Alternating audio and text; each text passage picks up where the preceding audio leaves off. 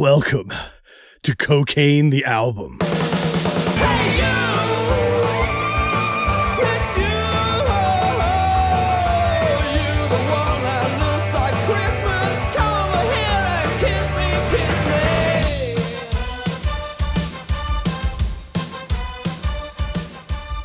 Kiss Me, Kiss Me, Kiss Me is The Cure's magnum opus, and while most people will tell you Disintegration holds the title, and there's hardcore fans who never got over pornography, Kiss Me is Robert Smith's crowning glory. This is just fistfuls of sapphires, rubies, and emeralds running through your fingers. It is by far The Cure's most confident, fearless, and daring statement as a band. This is a 75-minute double album, and it accomplishes everything Robert Smith and his supporting cast set out to 10 years earlier.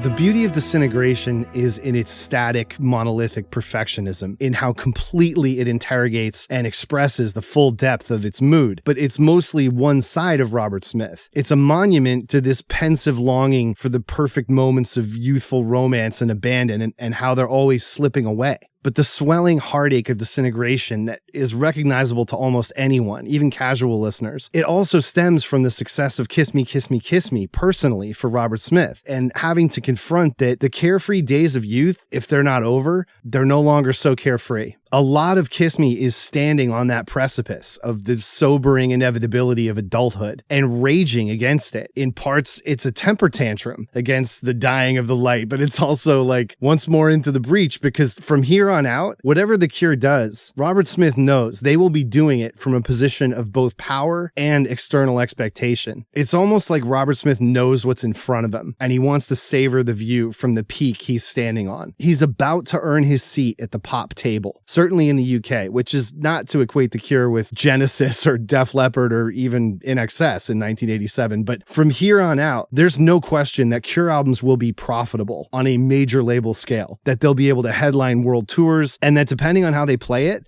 the sky could be the limit for this guy. That potential is all it takes to earn the fear and respect of a major record label, who will then pay for you to drink your body weight in the best French wines for 3 months straight. I'm very entertaining, speaking very lucidly, very fluently, and you're yawning. Yeah, well, no, it's just been a long day. Go ahead. A long day. What, do you want to nestle down?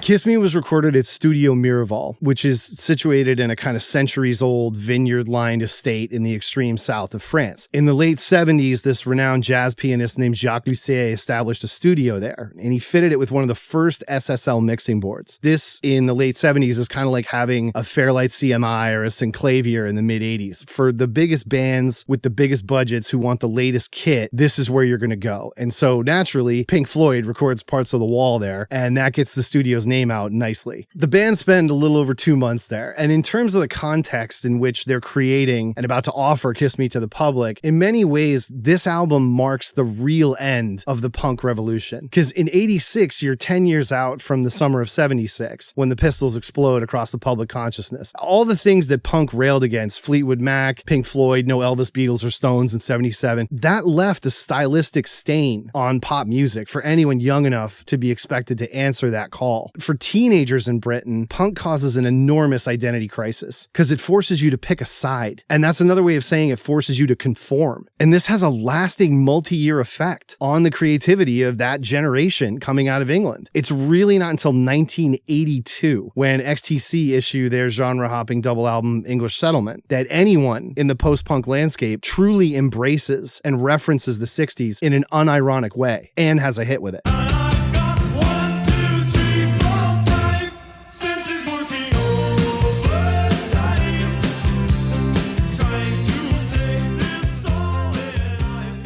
The double album is the object definition of stadium rock excess. And this is also what kids in late 70s England literally could no longer afford to buy. Even releasing a single full-length LP was considered ostentatious and kind of inauthentic for a minute there. And the rise of this network of new underground labels to service that kind of no budget, no rules DIY mindset, this created a totally new paradigm. Now the idea has been planted in kids' heads that what label your record is on and how it's marketed to you versus simply what the band looks like and what they sound like. Somehow now this is all part of the equation. And that's why Chris Perry convinces Polydor to let him start Fiction Records and sign The Cure. Because to his credit, he was out there at those early Sex Pistols shows. He signed the Jam, he signed the Banshees, and he recognizes before anyone else really in the majors that the youth market had completely changed. Now suddenly music and credibility and music and authenticity are being conflated in a way that they'd never been before, with the exception of Pat Boone and the Monkees. And the British music rags love this because it gives them a stronger framework by which they can gatekeep good and bad music. They can litigate cool. This period marks the greatest control music journalists have maybe ever had, certainly over the British record buying public. And it's to the extent that 6 nationally distributed titles debut around this time or suddenly become enormously profitable. Smash Hits, The Face, Sounds is back on the map, and The Enemy is literally papering the walls with money. The Cure dealt with an almost Catholic guilt in terms of how they were derided by the press as an uncool, middle-class, major label fraud, and all of this significantly contributed to Robert Smith's mental state, particularly after the uneven reception of Faith in 1981.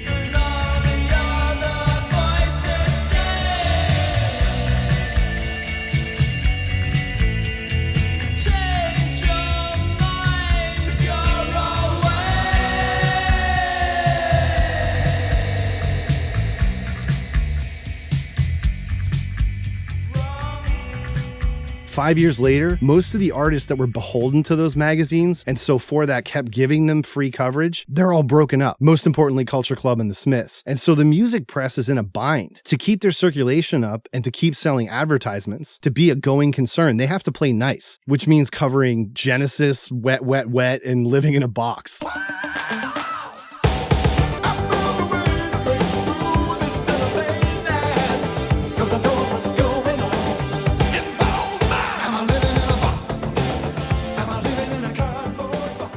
And if they don't, major labels don't even need them because they're making so much money they can blow straight past the music press and put whatever they want right on the airwaves. And that includes MTV. Gradually, this erodes the bargaining power of the British music press. And so they do a complete 360 on The Cure. Now, all of a sudden, in the mid-80s, The Cure are punk survivors. They're refreshingly irreverent and totally outside the mainstream. The tables have completely turned. The Cure is lending the music press credibility. This is the moment I've been waiting for. I mean, we're coming on to the fabbest video in space, so if you're going to make a cup of tea, don't. Just sit down, stay there.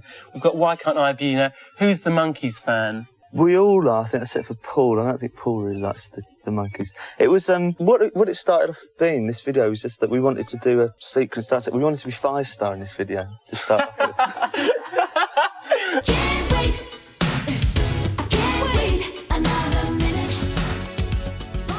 For all those reasons, Robert Smith is much less anxious about how the critics or the Cure's audience is going to respond to what he's doing. And the hits from Head on the Door carve out that comfort, the space to kind of bask in and realize he can do anything he wants without compromising himself. This fearlessness allows the band to fully explore dozens of ideas. The whole band came through with a clutch of songs. Everyone independently worked up their own demos. They had 40 ideas, according to Dave Allen. And ultimately, they recorded full backing tracks, meaning everything but the vocals was done for 27 tracks. The thing that really strikes me about Kiss Me is the way it opens. You just had your biggest international hit with In Between Days. You've sold going on for 750,000 copies of your first greatest hits album. And not only are you going to come back with a stylistically chaotic, indulgent double album, you're going to open it with the most bilious, wretched, raging anthem you and maybe anybody else has ever written. It is maybe the most uncommercial thing anyone has ever done. Seriously, this is far more a case of potential potential career suicide than Disintegration was. You have hundreds of thousands of people coming to this record only knowing the hits, only having heard Standing on a Beach and maybe Head on the Door. And this is what buys Robert so much credibility. It's what makes lifelong Cure fans. At any point in the discography, he has demonstrated this. Nobody can tell him what to do. He gets away with these selfish decisions. So despite the fame and the lipstick and the hair and the MTV bulletins every hour when he cuts it off, he is an artist and a voice for a certain way of looking at things. That comes first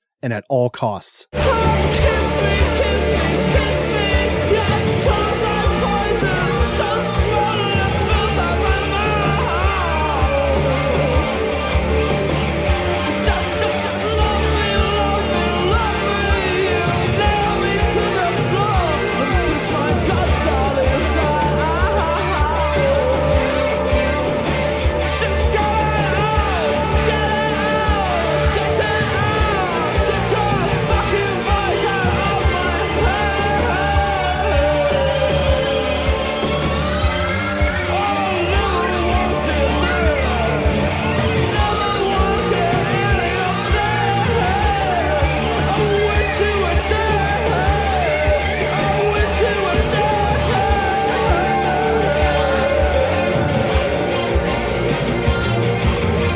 I mean, I don't know how many times I've said a song is my favorite Cure song on these podcasts, but The Kiss is way up there. It has been from the moment I first put the needle down on side one of Kiss Me, Kiss Me, Kiss Me. I still consider this the vocal performance of Robert Smith's career, but it's also got to be said, Boris Williams' drums on this are hugely overlooked. This is one of the most original approaches to an anthem-style rock song that you're going to hear. Granted, if you listen to the demos, the tempo was there from the beginning in Robert's home demo, but it's the swing that Boris brings to it, and a lot of that feel comes from his use of a remote hi-hat. Boris uses two hi-hats controlled by the same pedal. So there's one hi-hat in the traditional position to the drummer's left for cross-arm playing, but then on the right of his rack toms, to the left of where the ride cymbal would be, he's got another hi-hat, and this allows him to have his arms open so he can absolutely crack the snare and toms with his left hand. Looking at it from the outside, it almost seems like an affectation, like you would do this so you could see the drummer better in some image-heavy band, but in reality, and as a drummer for 25 years, I can tell you there is a borderline obvious pulse to Boris's 4/4 swing because of this arrangement. Like if you put on How Beautiful You Are, bob your head along to that tempo, to the snare. It comes in at like the very last microsecond of the measure. Boris has this perpetual end of the beat snap where it's like he's almost flexing right as the beat hits. You can just feel the whole thing snap too.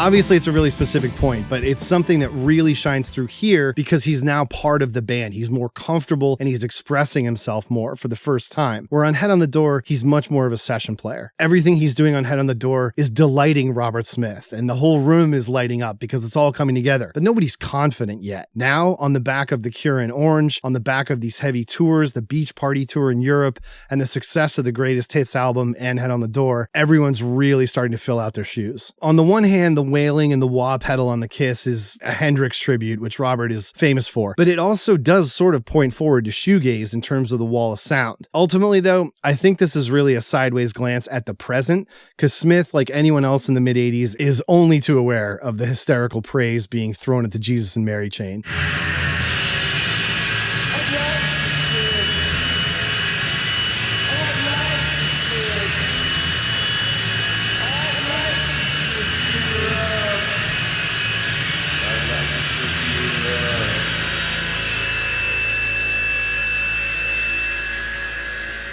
This punk part 2 pose with the Fender twin feedback, their deafening volumes, and this hard-ass fuck-off Scottish attitude. There's a kind of hold my beer aspect to the Kiss, to the idea that like anyone is trying to make their name on squealing loud guitar on Robert Smith's watch. I mean, this guy did 100 years. Listen to Pornography sometime. You know, look, it takes until My Bloody Valentine's Loveless for Smith to like cede any territory here. I think he told Guitar Player that My Bloody Valentine was the first band to clearly piss all over The Cure, which he kind of had to admit, because Loveless, for alternative rock, rock, Loveless is the same kind of exclamation point that Nevermind the Bollocks was with punk. And by contrast, The Cure and Robert's bass 6 leads, that helped alternative guitar rock kind of grow out of and survive punk creatively. But Loveless was like a mic drop. It's like someone interrupting a symphony and being like, oh, by the way, there's this other note.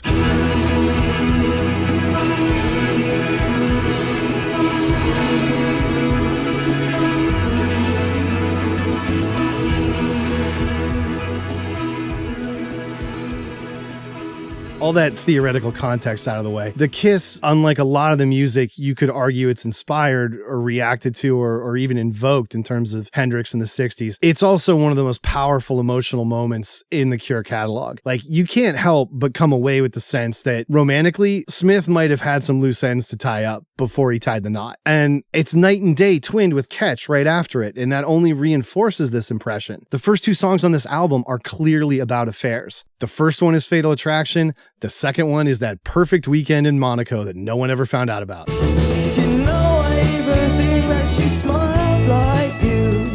She used to just stand there and smile, and her eyes would go all sorts of far away and stay like that for quite a while.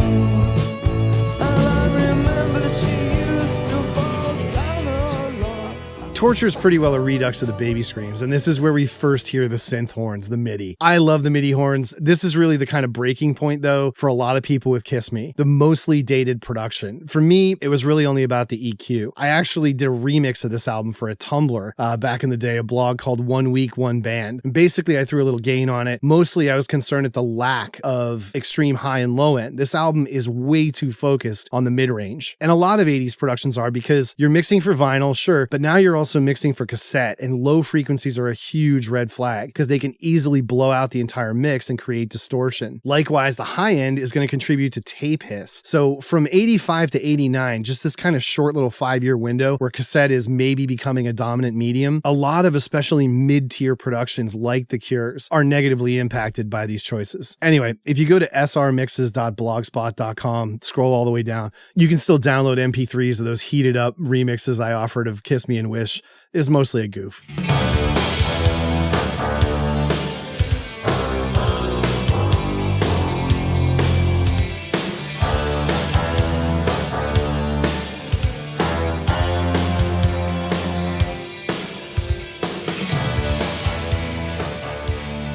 I love Torture for how it's still almost connected to the top, because nothing else is by this point, to that druggy, goofy period in between Pornography and The Head on the Door. I mean, The Cure and Robert Smith were famous by turns during this period, but after Head on the Door, they're a brand. It's a totally different thing. And both in the lyrics and the delivery and the drifting guitar lines of Torture, it's keeping a candle lit for the kind of Mad Bob days. It's a throwaway, it's light on imagery and ideas, it's very heavy again on the horns, and Simon's bass stabs totally steal the show. They're way too high in the mix. I mean, mostly the song functions as an acid test for fans. It's just like the Prophet strings the Smiths used in There's a Light That Never Goes Out from The Queen Is Dead. As a fan, you're either going to have to embrace the band's embrace of these new sounds or realize The Cure isn't your band anymore, because they're not afraid to go here. So the question is, are you?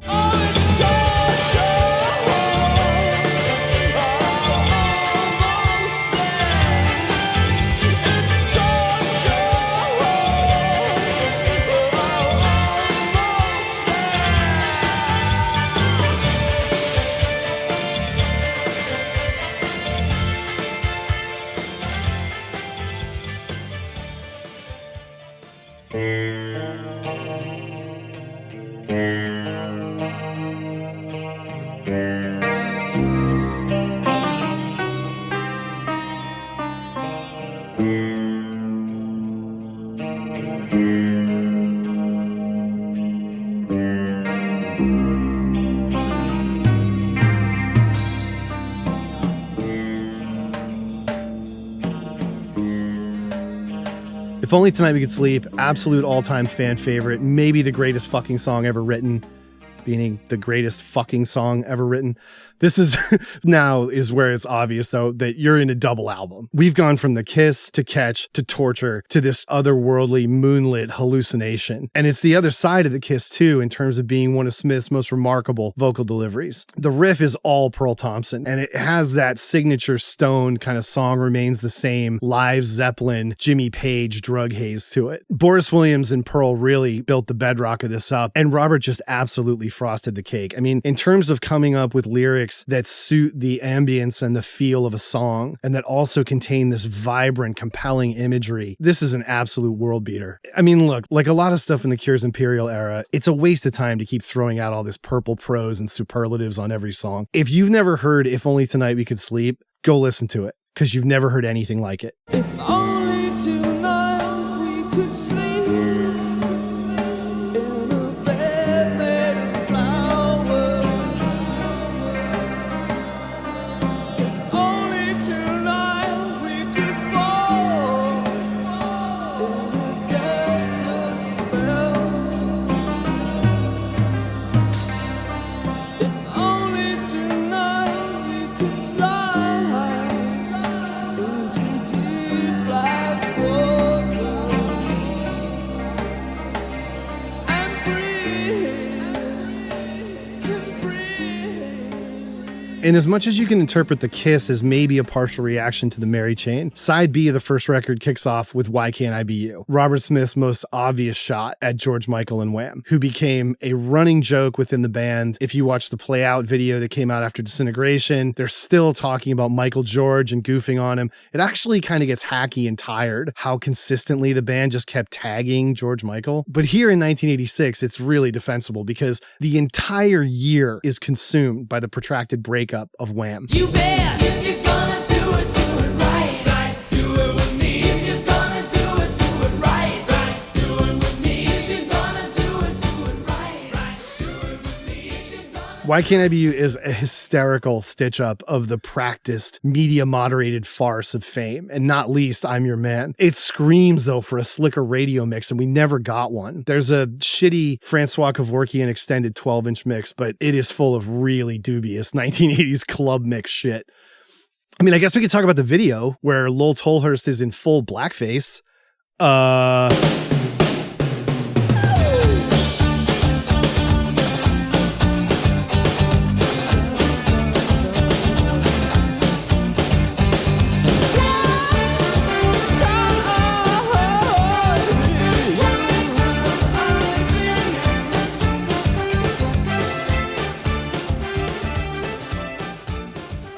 Meanwhile, trying to limit the superlatives, How Beautiful You Are. On the right day, I might tell you this is my favorite Cure song. This or Pictures of You tend to come up the most immediately for me if I'm asked. These are the perfect Cure songs. Songs only the Cure could have written, songs that contain the whole history of what led them to this point and how Robert Smith maintained his unique worldview throughout it all. The only thing I go up and down about with this one is the textual debt to Baudelaire's Eyes of the Poor is not great on an academic level, but that's what Smith does, right? I've said this in a number of podcasts. He's not afraid to take a piece of literature and kind of reconstitute it through his mind's eye. There's a bravery to that in one sense, and he does it so well. I mean, not to just continue to sell this guy through and say there's nothing you can criticize about it. Of course you can. The pace, though, and the poetry of his response and how he's inspired by the original prose, it has its own resolution and its own kind of rueful bitterness that separates it and makes it its own piece. Child's eyes are to nothing, but the news and not to joy. Filled my heart with shame for us, and the way we are, and the way we are. Secondly, though, and probably more importantly to me, you can hear that Robert spent a lot of time with Ocean Rain. This was such a landmark album in 1984. Nobody had put together such a theatrical, musically sophisticated, and singular, while still classically pop-framed record as Echo did on Ocean Rain. Burning my bridges and smashing my mirrors, turning to see if you're cowardly.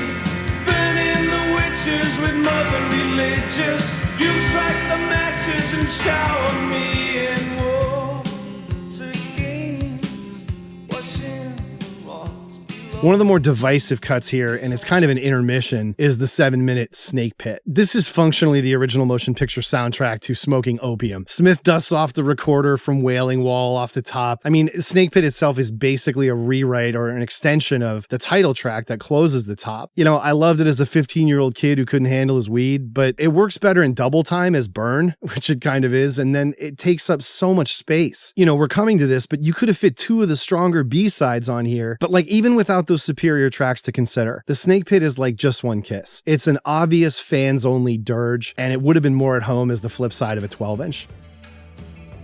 As far as the interpersonal dynamics of the band go and their mounting drug use, which is by now textual rather than subtextual, Robert was open in the press in real time in 1986 and 87 about the extent of the band's drinking and drugging. And I more than covered the armchair psychology of what's going on with the band members in the Head on the Door podcast. So if you missed that, cue that up after this. Suffice it to say, by the time of Kiss Me, Kiss Me, Kiss Me, The Cure were getting much better coke and much more of it. And Lowell Tolhurst's alcoholism had legitimately begun to take over his life. He shares a really tragic, kind of beautifully sad anecdote from the Kiss Me sessions in his memoir, Cured. It's one of those morning after situations where Pearl Thompson pulls him aside and says something to him to the effect of, you know, Lowell, you really need to go somewhere and take care of this. Nobody will think any less of you, and the band will be here when you get back. Like, it was that bad. You know, as much as they picked on him, and as horrible as Robert was to Lowell and about Lowell in the press, especially after Disintegration, he was at various low points shown the kind of concern and empathy that you'd have hoped his teenage mates would have offered. You know, again, armchair psychology from a fan. My sense is due to the continuity of his musical relationship with Robert versus everyone else in the band, where either they're recently back in the fold, there are interruptions there. Lowell never got over having to sign the deal in 86 that made him an employee of The Cure as a company, and by extension of Robert Smith. But, you know, he failed to see that from the other side, to see that his drug abuse had gotten so bad that really Smith was in one sense protecting himself. There's something about Kiss Me, again, for me, it works as the end of the punk argument. It proves that you can still carry with you all the glamour and the fuck the world solipsism of the best punk while making music that communicates so much more, that can address any emotion, that can do more than outrage, and it invites its audience to open themselves up to a richer palette. And Kiss Me and Robert and The Cure, in so many ways, they restore the image of the rock star in the late 80s. It says there's nothing wrong with, maybe something quite natural, about representing a status no teenage kid could reasonably be expected to attain. Maybe there does need to be that separation instead of all for one, 30s fucking dead. This status of being an icon, of representing to and for young music fans that someone could look like and sing like and say all the things Robert Smith said and be famous for it on their own terms is a valuable aspirational fantasy. You're not going to necessarily be some sort of outsider for the rest of your life. There's space for more than just what you see in the charts. So here at the start of side 3, we come to the song that broke The Cure worldwide, ensuring them a place in the overall dialogue of pop music forever. The incomparable Just Like Heaven. There has never been a song anything like this in the history of wait, hold on, what? I think I'm on another world with you. With you. I'll stop the world and melt with you. You've seen the difference and it's getting better all the time.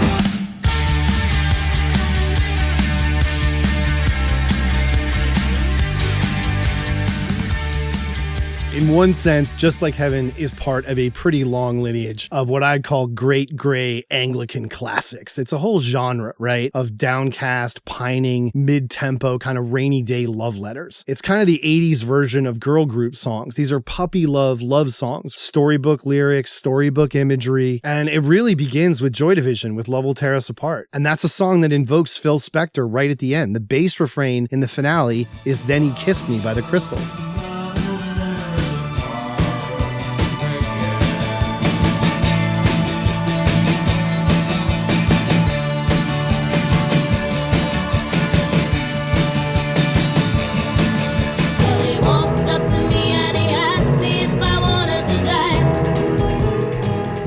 There's a generational interplay and pop in this way, where whether you mean to or not, if you become a musician, the sounds you heard as a kid, whether your parents are playing it or you hear it on the radio, it will come through you in the end, whatever you liked when you were little. And it may not be fashionable, but you will translate it for the fashions of your time, for your fans. You will share it because the way those songs made you feel made you want to make music in the first place. And I only bring up these other songs that could be considered predecessors or inspirations or part of the same through line as Just Like Heaven, because Just Like Heaven is, notwithstanding Love Will Tear Us Apart, by far the best and to a certainty shines the brightest of all of them.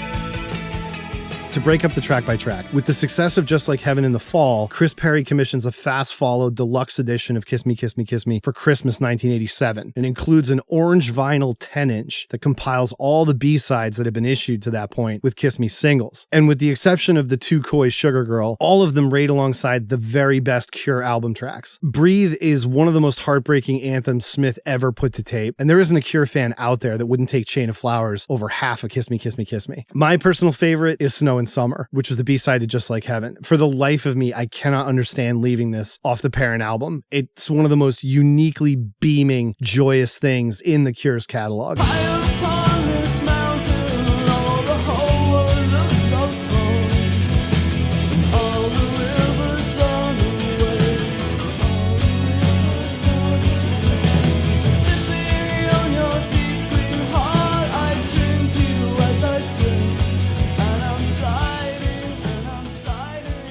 The most obscure B-side, which gets completely thrown away, is To the Sky, which nobody can understand having left off this album. And further, how it wasn't screamingly obvious to everyone that it should have been the last song on Kiss Me, Kiss Me, Kiss Me, instead of Fight, which is flatly the worst song on this record. It's one of the worst things The Cure have ever recorded. It is so boring and so stubbornly ugly. It's just an awful hard rock slog with these torturous synthetic claps.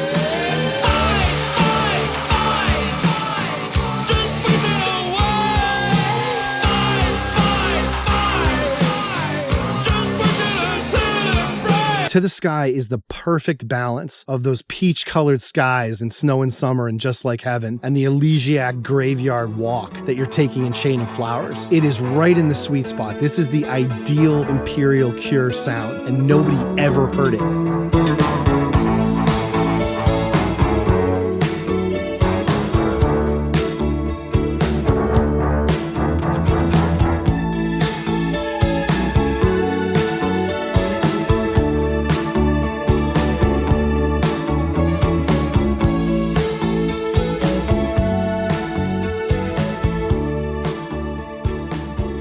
The third and fourth sides of Kiss Me are much less experimental than the first disc. The standout for me, apart from the singles, is definitely All I Want. That's that Cure template, the mid-tempo rock dirge where they're just kind of vamping for almost 5.5 minutes, but somehow they get this over. But the synths are really finessed. They're laid in just right in terms of the volume levels and the reflections. The guitar is perfectly up front in contrast. It's twanging right out of the mix at you. In some ways, All I Want is the most 1987, really, of anything on Kiss Me, Kiss Me, Kiss Me. And it's mostly for those period xylophone plonks. I think most of the synths on this are an emulator too, but of course there's Yamaha DX7 because 1980s.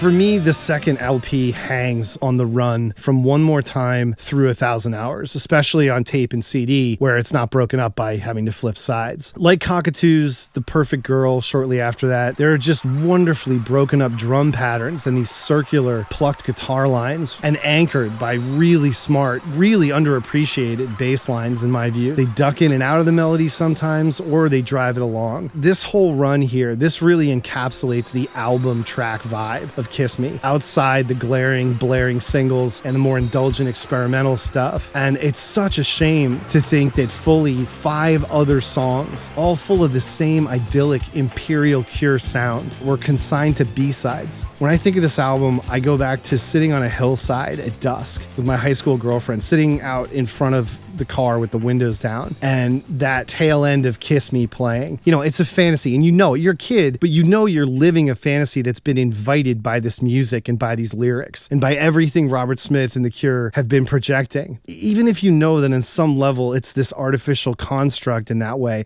it's still happening. How many people in the world were even receiving these signals? How many people would have imagined or dreamed up a scenario like that, let alone tried to capture and live it? And all because of this band. Who else out there was offering such a perfect soundtrack to all the colors of young love as Robert Smith does on Kiss Me, Kiss Me, Kiss Me?